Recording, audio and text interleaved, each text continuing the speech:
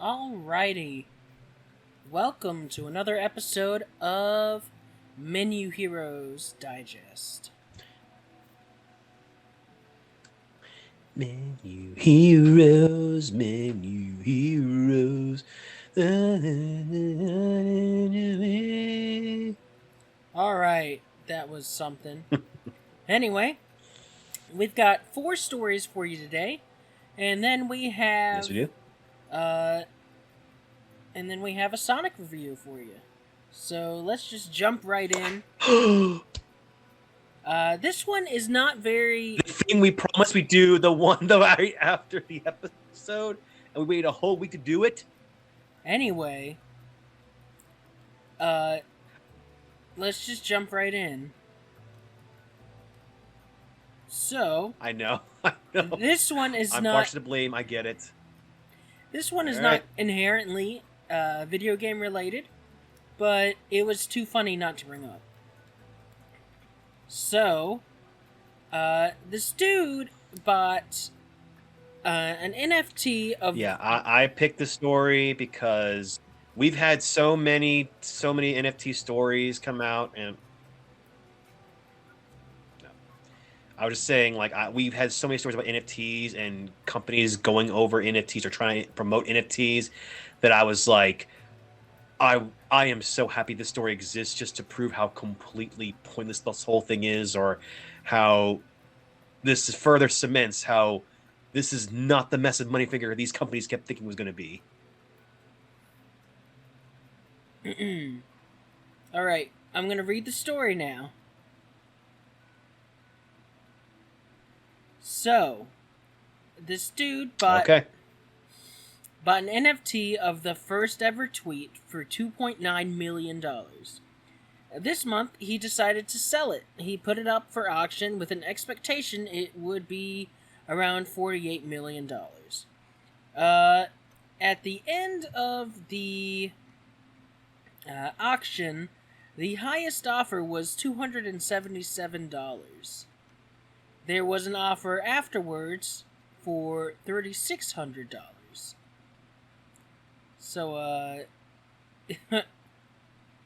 and he said the deadline he set was over, but if I get a good offer, I might accept it. I might never sell it, which is not how auctions work, but okay.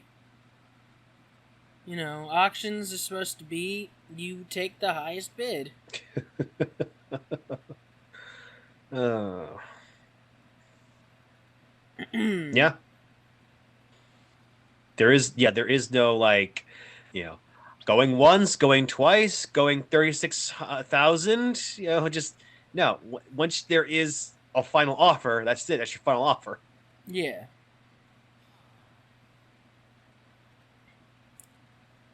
So let's talk about Club Penguin. So, it's been a while since Club Penguin was officially shut down, and there have been a ton of popular clones popping up. The old Cub Link. Sorry, Cub Penguin. In the most popular one is Club Penguin Rewritten, which has now been seized by the City Police of London. Yeah, tell me about it.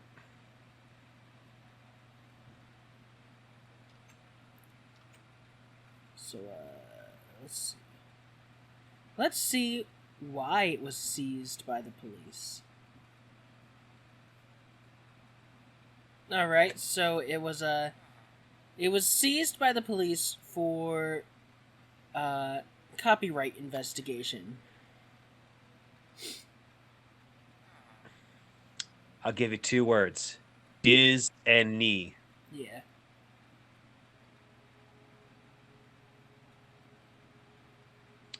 Yeah, definitely. Especially over in Europe, copyright claims are far more serious than. I mean, they're serious here as well, but they're pretty serious in Europe, and especially in London. So, yeah, I'm sure somebody at Disney told them, "Shut this down now."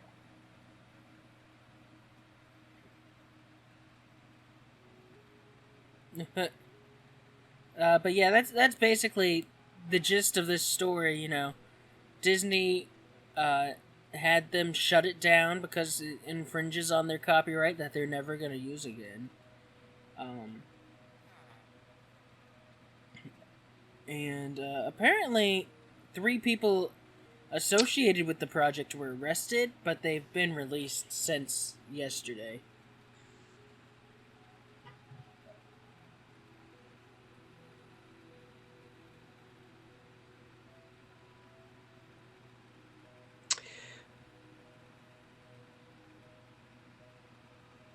You still there? Well, that's a good thing. Thankfully, this is not Japan, where who knows what kind of weird sense. Yeah, I'm still here. Yeah, I'm just saying, like, this ain't. Thankfully, this ain't Japan, where you could be sentenced for like up to 3 to 10 years, something like that. So, again, thankfully, guys like Big Chun was one of the moderators. They've been released, and of course, something like this, saying since he's one of the moderators, he was saying like running this kind of game it costs a lot of money.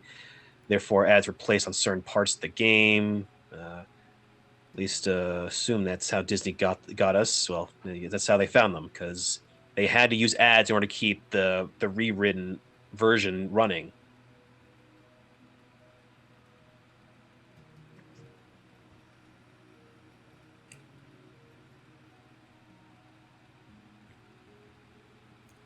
That sounds about right. Yep. Because it's not cheap to keep servers for stuff running. It does cost money.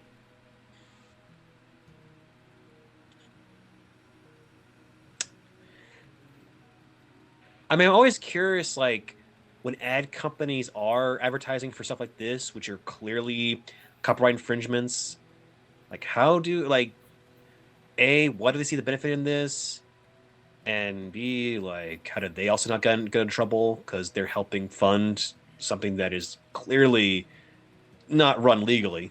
It happens more commonly than you'd think.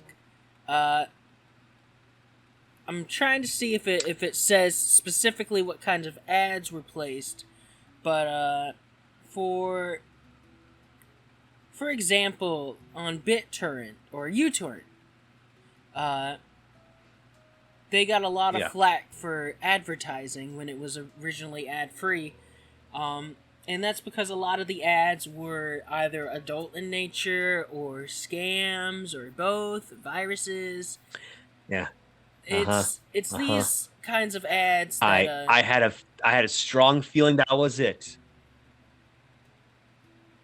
yeah, it's those kind of companies that will pay for that ad space. Mm-hmm. Yeah, I mean, I was about to say it. I wasn't sure how much I could say because there certainly have been sites that allow you to see things that you're not supposed to, whether it be because their stuff is currently on a streaming service or in theaters. I won't say where, I won't say what I've seen, but I mean, come on. I think we've all stumbled on something that we probably should have paid for at some point. He's talking about piracy, y'all. And the ads for those sites, yeah, I didn't say it out loud. I not not encouraging. I'm just saying it's happened.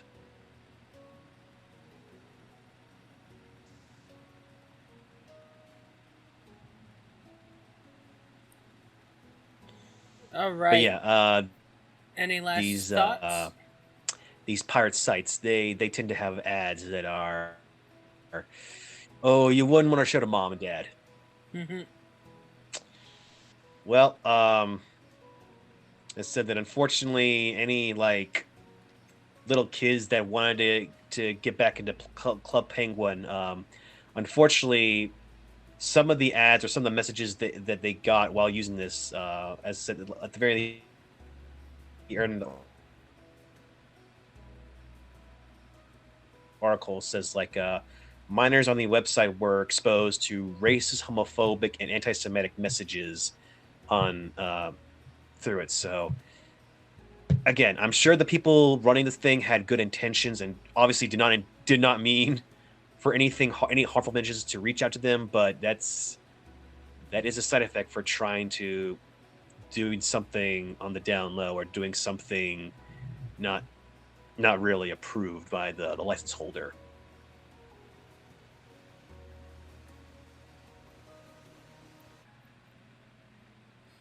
All right. Well, let's move on to Kingdom Hearts 4, which I'm sure you are eager to talk about.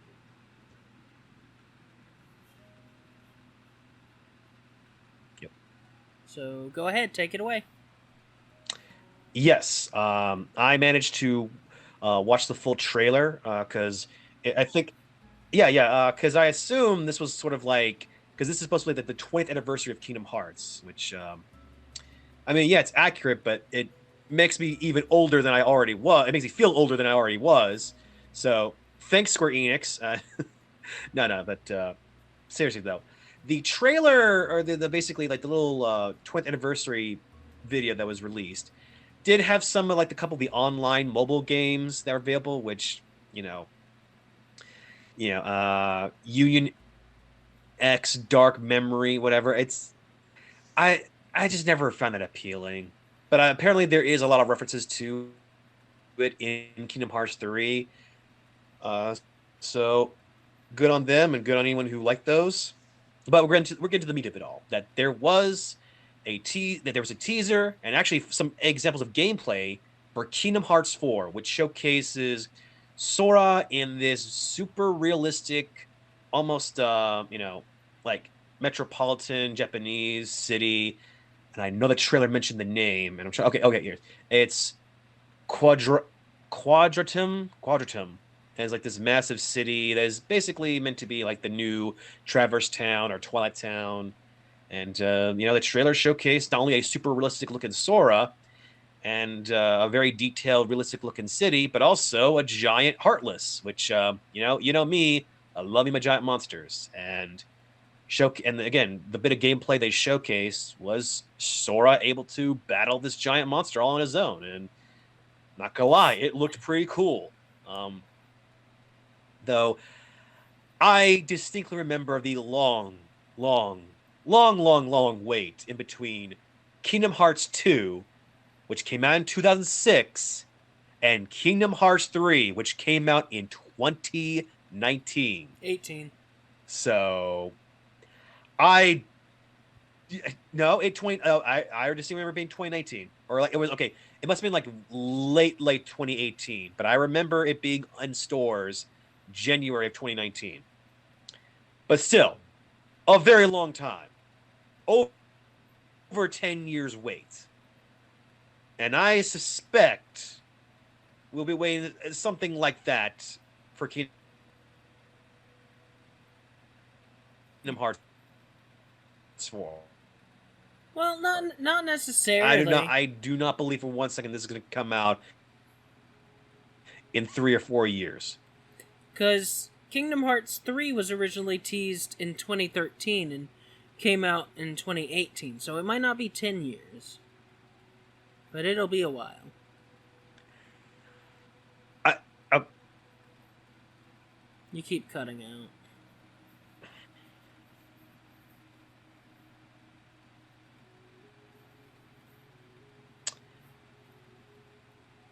well, Stephen, I I sorry. I hear you clearly. Uh,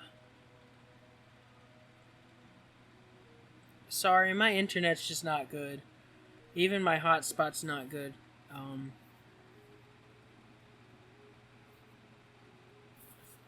Hopefully that'll be changing soon, though.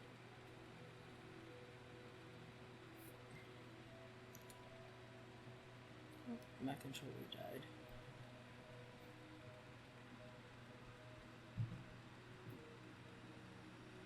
Can you hear me?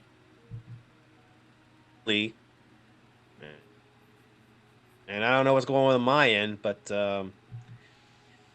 Can you still hear me? I can hear you now. Yes, yes. And I certainly enjoyed when we were. Yes, I can still hear you. And I was trying to say, we really enjoyed doing the stuff together last week, but today we couldn't do it. Here's hoping in the future. Okay, I was just saying, No, hopefully in no. the future, like we can do more stuff together, so that there isn't these, crazy little moments like of quiet between us. It's so weird Were because you joking, dude? no, I laughed because the way the data is sent over the internet, I'm getting like such a delay that it's funny but annoying. I also laugh because we will be in town next week.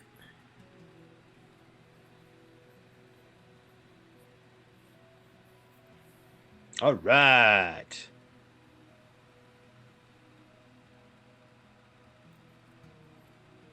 But yeah, Kingdom Hearts 4, it's coming out. Um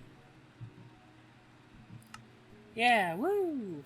Maybe I mean, hey, maybe on the if PS6. anyone here is excited, it's me. All right. You know what? I wouldn't be shocked if that was how they. That's a good way to get people to the new console. We can't even get people on the current But we all console. know they gotta be ready for the PS5 before they can get. That's what I was gonna say. Dang it! Oh, this delay. You can't. Always getting beaten to the punch. That's just me. My life. Why did you choose an So, article about a chair? anyway, want to move on to our next story? Our very gamer few.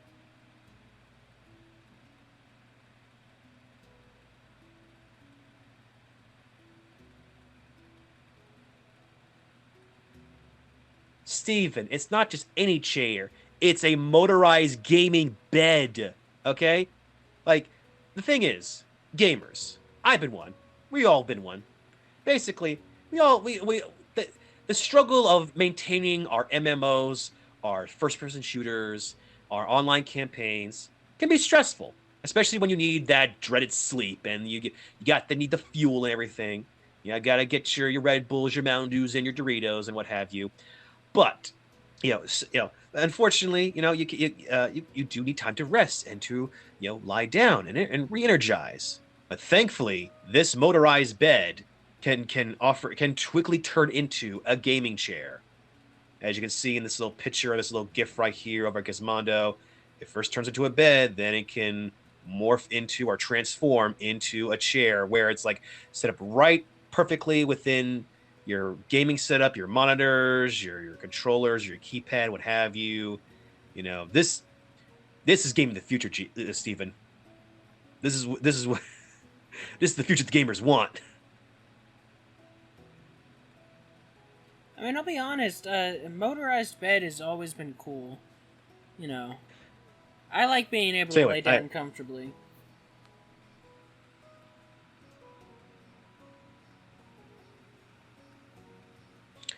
well, the idea of your chair can turn to a bed is just appealing. That's why most of my grandparents have something like that.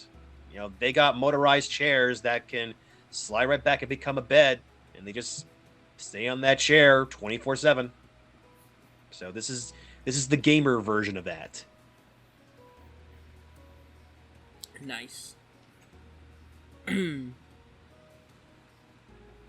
anyway, so basically again we did talk about what the brand is. It's basically a Japanese company called Bahut, which again it's a relatively smaller name in terms of furniture companies, not like the Herman Millers or the IKEAs, but it's growing in popularity. It's a growing furniture brand out there, and basically they have various other game accessories that have become hype on items online, and the company is focusing on designing and building furniture solutions tailor made for those who spend most of the day glued to the computer. And the company is also best known for its over the top gaming setups. Because I do remember some other game, quote unquote, gamer setup that was like, it had a chair that had built in a cooler, I think. That's I can't remember if cool. this is the same company or not, but oh, I mean, yeah, that's again, it's like, I mean, you can imagine people making jokes about this, like, oh, you gamers, you just live on your couch 24/7 and glued your monitor, and this company and companies like it do make it kind of cool to do something like that. They're making money off of it, so who's laughing now? Eh, not me. Now when I got my new Elden Ring setup and I'm level 300 and I've got all the coolest weapons because I didn't need to go outside and touch grass. My I've got my dude, touch grass keyboard right here. you can't even Losers. you can't even afford Elden Ring, my dude. Don't you I try to can't even lie afford to fix my PS4. I know. Yes, I know. It is the sad state of money. Woo! Hopefully, I'll have a new job soon, Yeah. though. So, I'll have some more of that money and benefits. Yeah. But not gonna talk about that because I don't want to jinx it. So, let's move on to Sonic 2. Yeah, let's move on to somebody who actually has a lot of money right now. Who's got all the money right now. Sega. So, Yes. disclaimer: this review will have spoilers in it. So, just skip the. Yeah, Just I stop mean, watching here if you haven't seen the movie.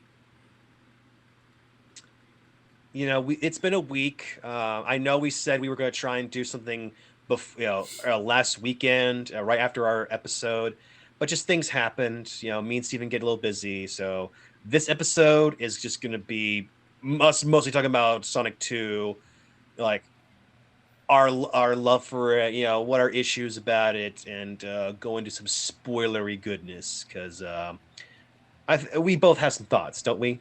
Yeah, I have a couple thoughts. Not many, but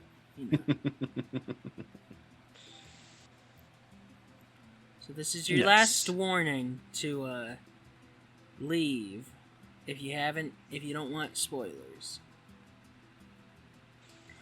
So for those who are leaving, until next time, stay cool. Oh, I had water. Beautiful. Sorry, I was drinking water while I was in the middle of So, that. All right. Sonic 2. Featuring Knuckles. A major improvement on the first movie. Like, the first movie was good, but, it could have been a generic buddy cop movie. But this one actually felt more original than the first one.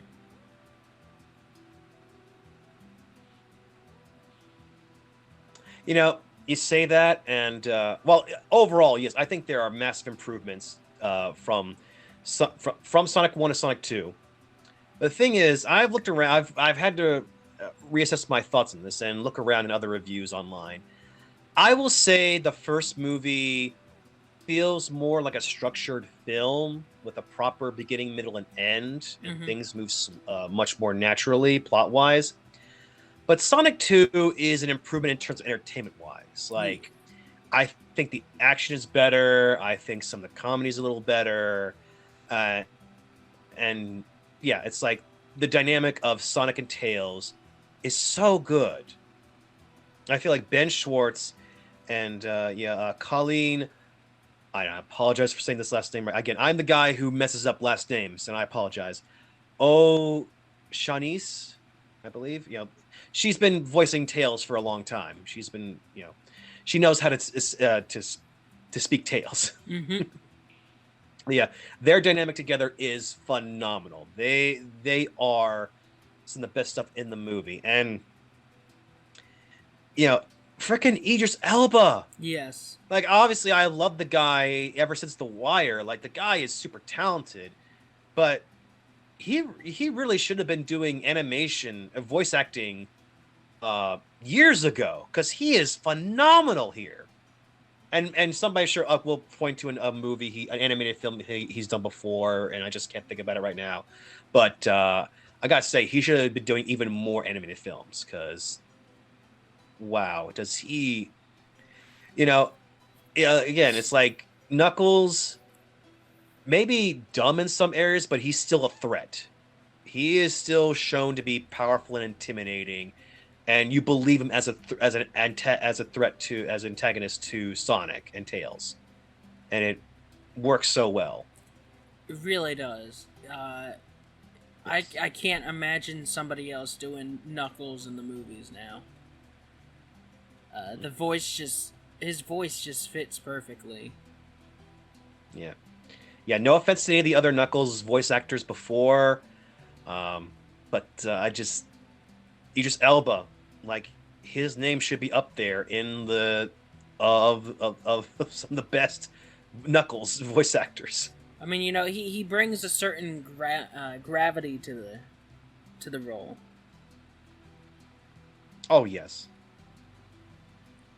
And an amazing amount of charm too.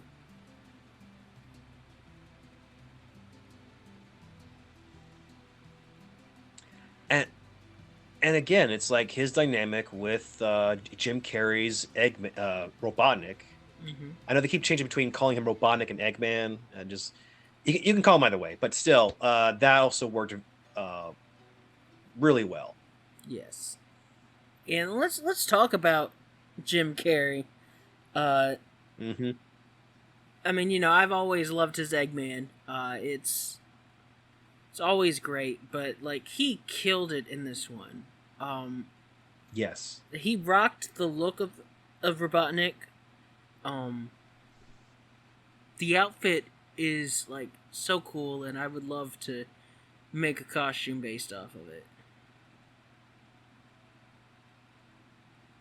Well, he has said in interviews that if he's gonna come back as Eggman, he's gonna want to truly embody like the video game version and be plus size. So we could both be in Eggman costumes, and it'd be accurate.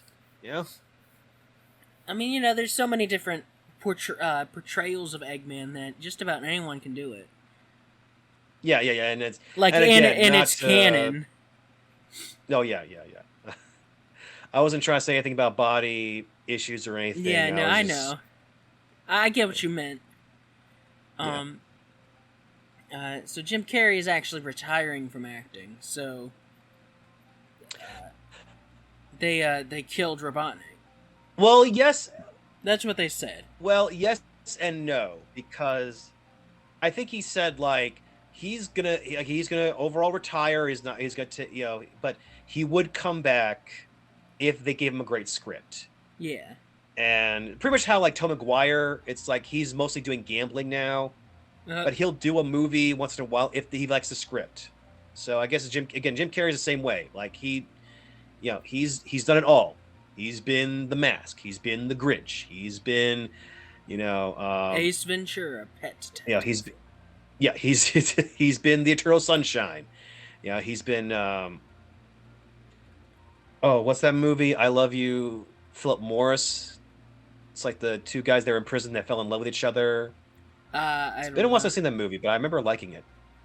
I saw it on Netflix, but yeah, he's done it all, and by all means, yeah, it is a thing where I love his Robotnik so much that I'd want him to come back, but also I can imagine that maybe it's time to maybe focus on some other Sonic villains and flesh them out and let them have more of a presence.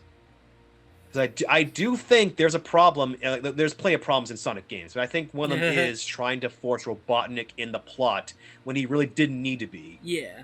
Or having Robotnik in the plot and then having some other villains show up and completely upstage him. So at least if Jim Carrey's saying, I want to retire, I'm not going to come back until I see a great script or I see a script I really like, and that'd be your chance to use one of the existing Sonic villains and really expand their role or really do a deep dive on them and really make them more interesting. Or they could even come up with a new one. They could write a new villain. There's a lot of potential for Agent Stone. He's the obvious choice for successor villain-wise, outside of Shadow. Yeah, and I don't. I'm not saying they're gonna pull things from this show, but remember, if anybody remembers the Sonic Set AM cartoon, where it was more the post-apocalyptic kind of Sonic show, where Robotnik just ruled the world. You talking about and he Sonic had Underground? like a ball to... No, I will, Steven, I do not talk about Sonic Underground unless I am forced to. Okay, I'd rather not.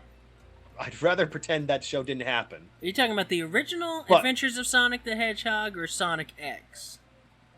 Sonic at AM. At AM? That was the... Yeah, or Sonic okay, it's like Set Am, or Sonic Set Am, which was like Saturday afternoons is what it meant. Because like there were two Sonic shows in the 90s.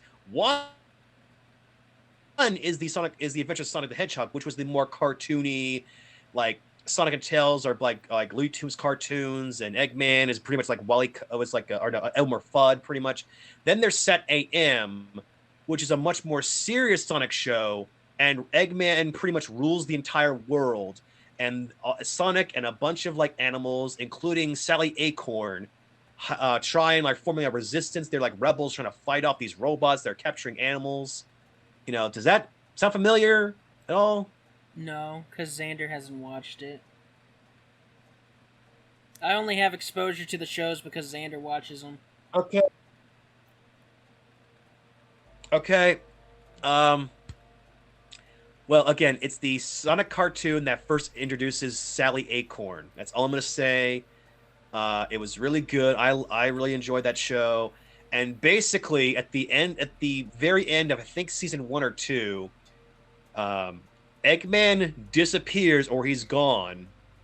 And the whole show, he had a bald assistant who they made a big deal about, like, now he's going to be the one in control. Now he's the one running this empire, the Egg Empire. And I'm not sure if they're doing the exact same thing with Dr. Stone or Mr. Stone. Because I'm pretty sure the assistant in the cartoon wasn't named Stone. But they could do that. They could have it that Eggman's gone or dead, and Stone's the one running the Egg Empire now. They could do that. Yeah,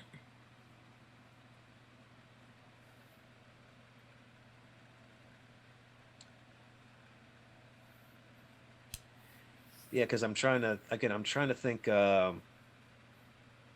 what existing Sonic villains could be good recurring, because there's plenty of like big end of the world Sonic villains, like Chaos, like Mistopheles, like oh man, what else? Infinite from Sonic Forces, Metal Sonic. Again, I kept thinking Metal Sonic was going to be somehow introduced or teased, and then they had the post-credits scene that showcased, oh no, we're going with the most popular character in all of Sonicdom, besides Sonic, which is Shadow. We are 100% bringing Shadow in the next thing. Mm-hmm. And, again, I'm okay with it. I think there have been times where Shadow they tried too hard to make him a thing. Yeah. But clearly it kind of worked, because there are plenty of people that like Shadow. Xander's not one of them. Xander's not one of them. Oh, no.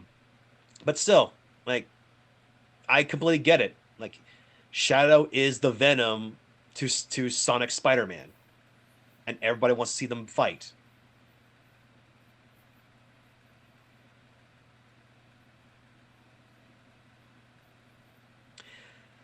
But no, it does make me wonder, though. And I think the director said in an interview that they're not going to follow the games chronologically. They might take some things, bits and pieces here and there from other games and do that, depending on what kind of story. They may decide, because this movie took some things from Sonic 2 and Sonic 3, with, of course, introducing Tails and Knuckles. Mm-hmm. They may introduce Shadow, but have Chaos be the main villain. which I think that could work. Because I think Chaos is like a very like obviously it's a big slime monster that gets stronger with each Chaos Emerald it gets, and I think visually that always looked cool, and I don't know, that one definitely was like one of the first like big, this creature will bring the end of the world kind of thing, and yeah, that's my theory anyway. I'm just speculating, just like ideas for the sequel. It's what I'm doing right now, but I know we need to keep focus on this on the movie right now we just watched. Well, I don't have too many more thoughts because I'm not as deep into the Sonic story as like you are because I didn't grow up with it. Um, Yeah. I enjoyed the movie. I look forward to the third one. I especially look forward to the Knuckles series. I am too, man. Yeah. Um, I am curious, like if it is gonna be well, I guess it could be a prequel, but also it feels like there isn't a whole lot that happened in between Knuckles seeing his whole village go out and fight the owls and nowadays. Even though there was like those three people in bird masks that came along with him or were like right behind him. I'm gonna try to look at more information about them because I'm not sure what those three masked warriors were supposed to be.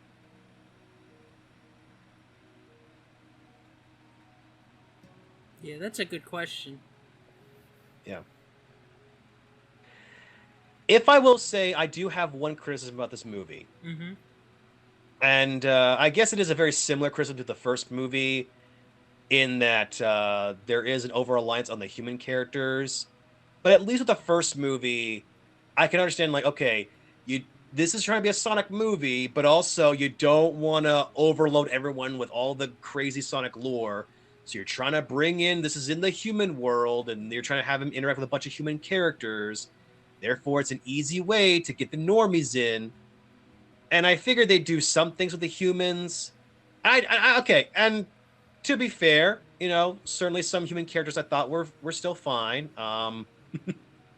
Especially like what was it like what was like Rachel's like newlywed husband, like Randall, Mm-hmm. the super buff guy. Like he was fine, I'll tell you Oh that. my god. Hey, Seymour Moore, like I've loved him ever since Criminal Minds, and so I'm glad he's getting more work and getting into big movies like this. So good on him. But like I gotta say though, I feel like the whole subplot of GUN, that whole organization, which is it's pretty much like Sonic's own version of Shield, Yeah. and they've been in. I think they were first introduced in Sonic Two, Sonic Adventure Two, I should say, or maybe they were introduced in Sonic Adventure One. But anyway, yes, they are rather big into Sonic lore, but I felt like that whole subplot, I felt like it complete that did again in terms of like what I was saying about the paced issues for the first movie, the second movie, whereas like things flowed naturally or flow better in pace wise in the first movie. This movie does have some problems in terms of like you have Sonic and Tails doing their own thing and then cutting back to the human stuff, then Sonic and Tails doing their own thing, and also some stuff with you know Eggman and Knuckles. But then you gotta go back to like Tom and his family in Hawaii and everything. And well, at the very least, they did have it that the secret Master Emerald was hidden in Hawaii to make it somewhat relevant to this plot, to the main plot of the movie. That whole issue with like Gun trying to capture Sonic and Tails because they're extraterrestrial threats. I feel like you could have cut that out entirely in this movie, and especially since the next movie is going to be about Shadow, which in Sonic Adventure 2, it begins with Gun or some kind of or world organizations coming in trying to capture Sonic because everyone thinks that Sonic's doing bad things. He's stealing things and blowing things up when the whole time it's Shadow. So I feel like that plotline could have been saved for the next movie, and now they even try that again. They try this hedgehog thing. There's reports of a hedgehog causing chaos and destruction in other places around the world. It's got to be you, Sonic. It's obviously you. And they try and capture him, and then it's going to be the same thing they did in this movie, and it's not going to be as impactful. So that's where I feel like they had a hiccup. But that's my one really big criticism about the movie, honestly.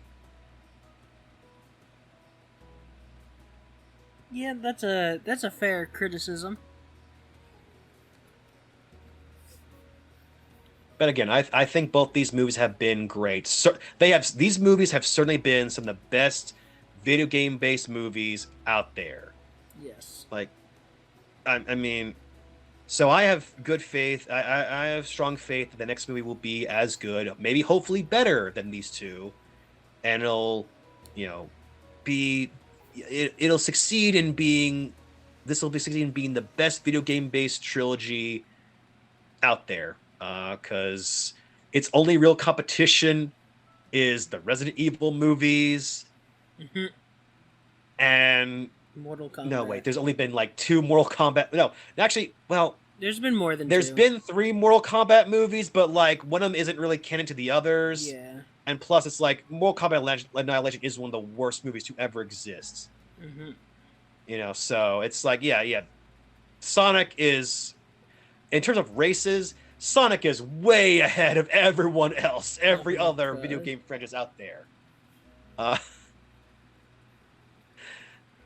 Yeah, man. So, all I can say is, Mario, you certainly have competition in terms of movies, because Sonic already has a leg up because they don't have Chris Pratt.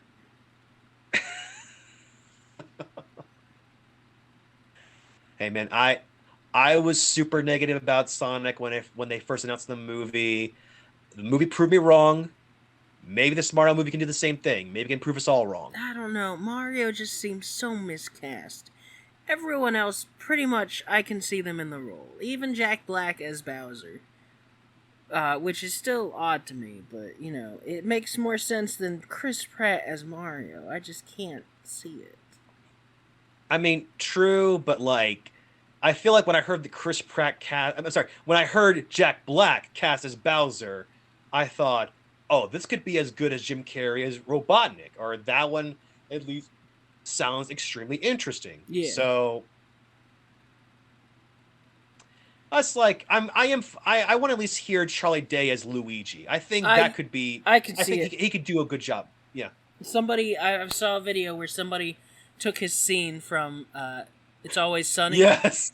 And had Luigi do it, and I was like, yes, this is our Luigi. Yes.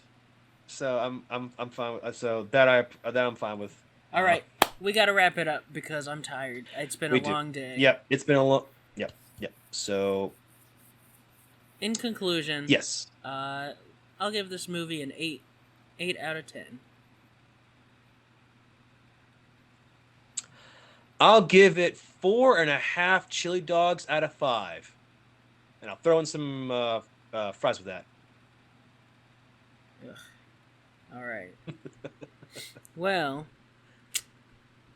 until next time, stay cool. Dun dun dun.